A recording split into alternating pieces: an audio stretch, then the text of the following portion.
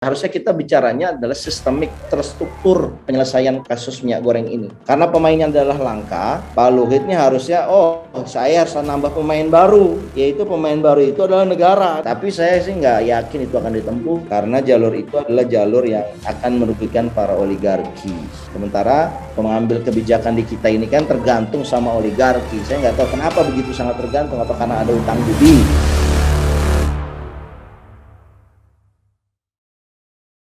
PHP minyak goreng turun 2 minggu ya. Jadi harga minyak goreng bagaimana tanggal 24 di pemberitaan ya, 24-25 Mei kemarin bahwa Pak Jokowi meyakinkan bahwa sekitar 2 minggu itu akan bisa kembali ke harga 14.000 ya. Dan beliau menugaskan Pak Luhut ya, menugaskan Pak Luhut Binsar Panjaitan khusus menangani ini ya. Tapi setelah 2 minggu ya, tepatnya kemarin ya, tanggal 6 kalau nggak salah, itu harga masih belum signifikan ya. Jadi dari tanggal 24 sampai tanggal 9 Juni ini, untuk curah itu hanya Rp300 turunnya. Ini bagaimana nih Bang Ahmad nih, dan yang lainnya belum juga turun signifikan begitu. Gimana Bang? Ya, saya kira ini penurunannya dari 16.800 ya ke level 16.500. Itu turunnya kecil amat tuh, 300 perak. Padahal kalau kita bicara kemampuan Pak Jenderal ini ya, Pak Luhut sebagai penanggung jawab untuk menurunkan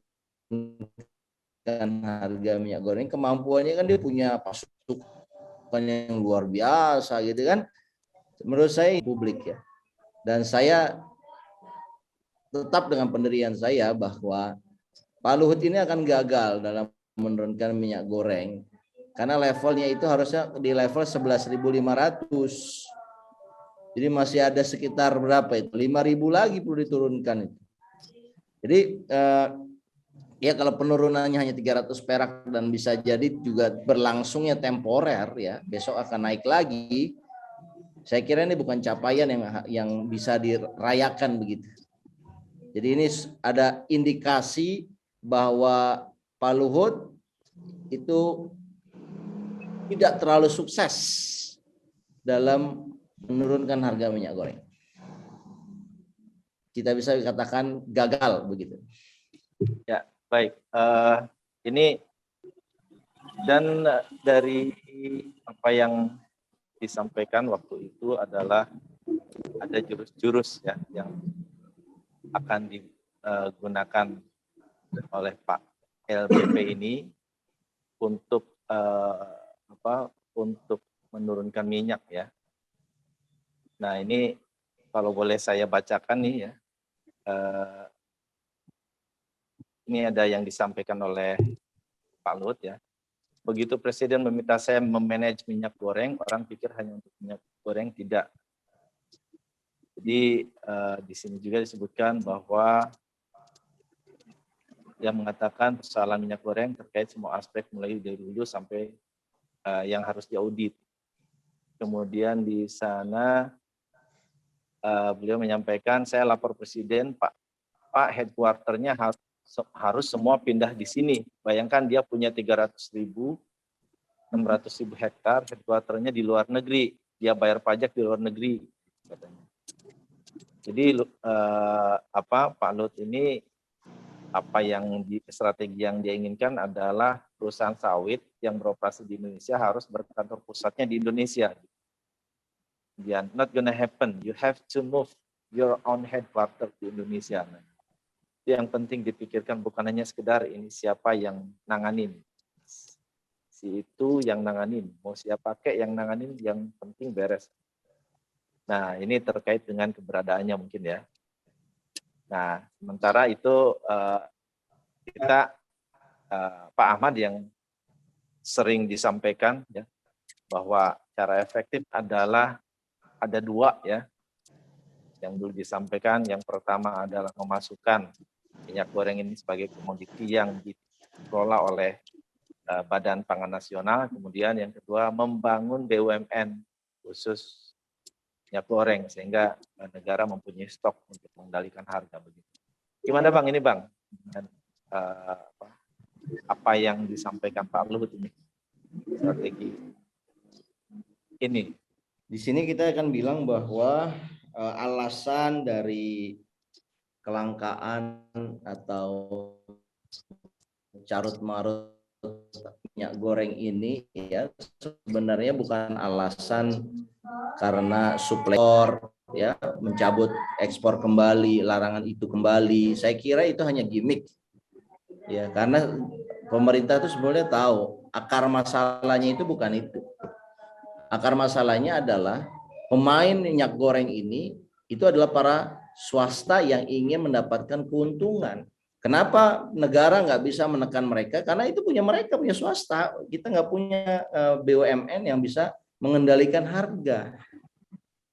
Jadi saya kira deal yang bisa dilakukan oleh pemerintah adalah deal dengan para produsen minyak sawit ini yang hanya segelintir orang ini. Kemudian deal dengan pencapaian mau harga berapa? 24.000. Ah, jangan 24.000 lah, turunin lah. Mungkin itu pendekatannya Pak Luhut begitu. Kau ingin kau tembak gitu, mungkin ya saya dengan cara yang persuasif, misalkan berapa nih di levelnya, tapi itu nggak akan berlangsung lama gitu loh, negosiasi seperti itu ya. Negosiasinya harusnya adalah bukan negosiasi seperti itu, harusnya kita bicaranya adalah sistemik, terstruktur penyelesaian kasus minyak goreng ini. Karena pemainnya adalah langka, maka Pak Luhut ini harusnya saya harus nambah pemain baru, yaitu pemain baru itu adalah negara, dalam hal ini BUMN. Dan dia bukan yang kecil, dia harus menjadi yang terbesar di antara 5 produsen terbesar itu. Jadi 5 besar produsen minyak goreng itu harus ada BUMN itu. Ya. Itu baru buat ketar-ketir para oligarki. Ya, tapi saya sih nggak yakin itu akan ditempuh jalur itu. Ya, saya tidak yakin jalur itu akan ditempuh karena jalur itu adalah jalur yang akan merugikan para oligarki. Sementara ya pengambil kebijakan di kita ini kan tergantung sama oligarki. Saya nggak tahu kenapa begitu sangat tergantung. Apa karena ada utang budi? Ya, apa karena kemarin mereka ngeluarin biaya besar untuk kampanye? Saya nggak tahu ya. Tapi yang jelas kita menangkap satu sinyal bahwa ini ada utang budi yang nggak bisa kita jelaskan ya, tetapi ini nyata sehingga para policy makers di negeri ini itu tidak bertindak firm. Kan solusinya gampang. Begitu pemainnya dikuasai mas gelintir orang, tambah pemain baru. Dan pemain baru itu adalah negara. Satu itu rekomendasi kita. Rekomendasi kita yang kedua adalah ini Badan Pangan Nasional sudah dibentuk.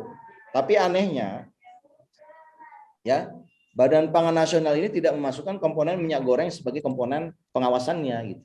Sehingga dia tidak perlu memupuk satu stok nasional. Beda dengan beras. Beras kita punya stok nasional. Tapi kalau minyak goreng kita nggak punya stok ya. Jadi Badan Pangan Nasional itu yang seolah-olah melepas minyak goreng ke pasaran, seolah-olah minyak goreng itu bukan bagian dari 9 bahan pokok yang penting buat masyarakat. Ya, makanya usulan kita adalah BPN ini, Badan Pangan Nasional ini harus memasukkan unsur minyak goreng sebagai bagian yang perlu diatur, bagian yang perlu diawasi, karena fungsinya adalah sangat dibutuhkan oleh masyarakat banyak, mempengaruhi hajat hidup. Itu bro. Ya, baik. Ada yang bisa tampilkan, host?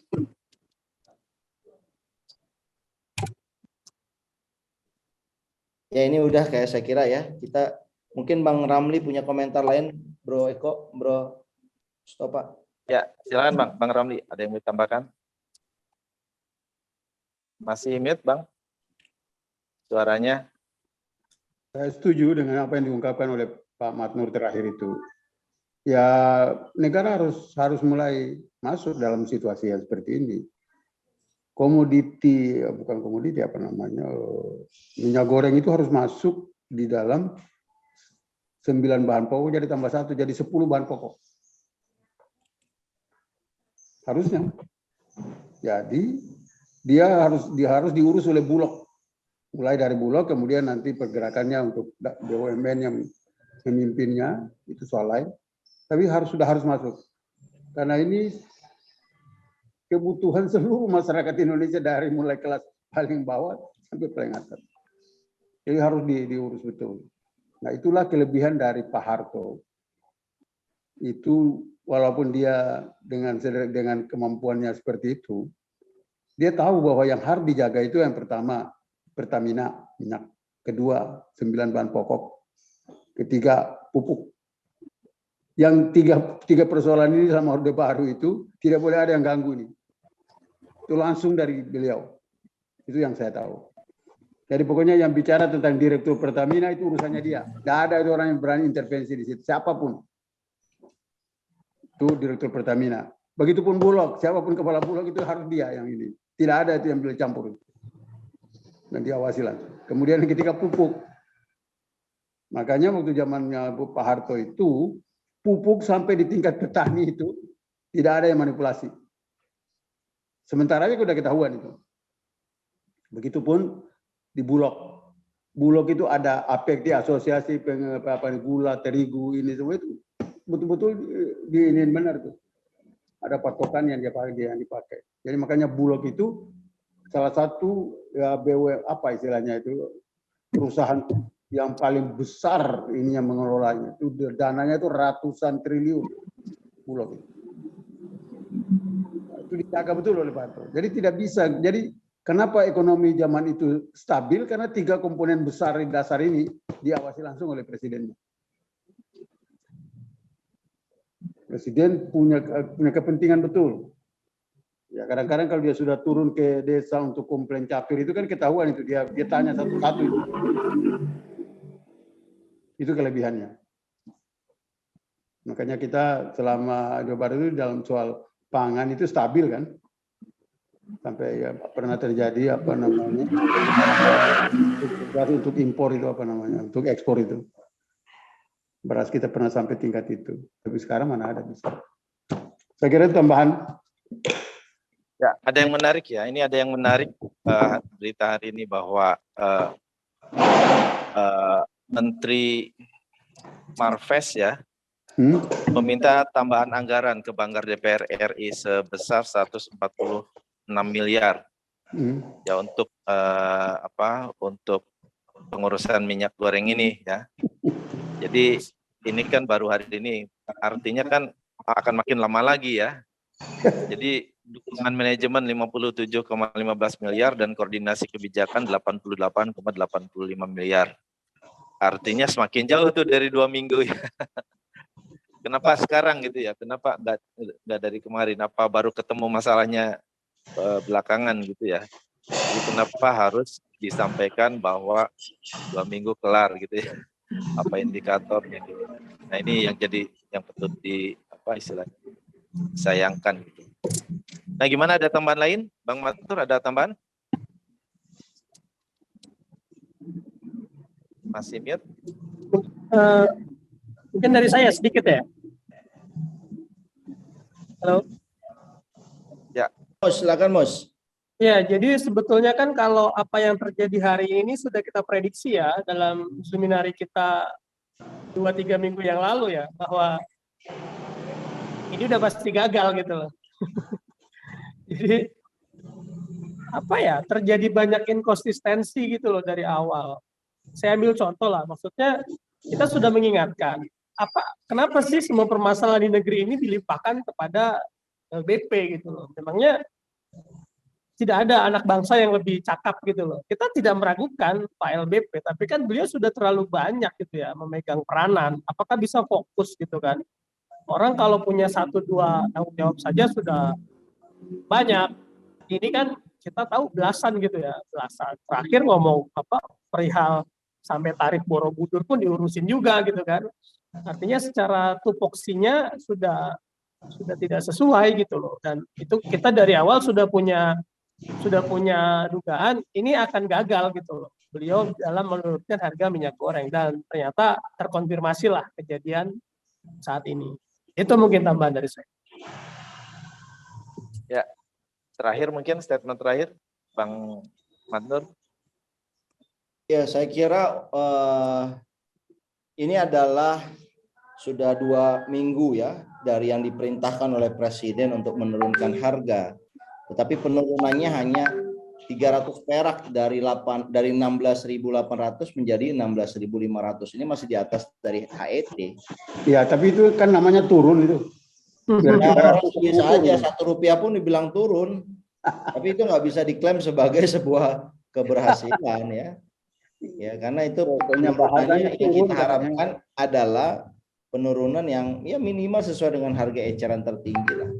14.000 ya yang pernah kita bahas dan itu pernah ditetapkan Februari 2022. Jadi kira-kira kita butuh harga di level Februari ya Rp14.000 per liter. Tapi kan ini masih 16.000, masih jauh lah saya kira. Dan ini nggak akan berhasil kalau pendekatannya adalah masih menjamu, masih men-serving oligarki. Ya karena mereka pemainnya udah besar gitu lah. Nggak ada, kita harus memotong permainan mereka dengan cara kita jadi permainan yang besar. Negara bisa kok sebenarnya kalau mau, cuma saya nggak bingung. Selama kita udah teriak-teriak nih hampir 1 bulan ya untuk membangun BUMN, Menteri BUMN tuh kelihatannya nggak ada tuh komentarnya tuh, bro. Mungkin lupa kali ya karena mempersiapkan pemilu ya 2024 gitu.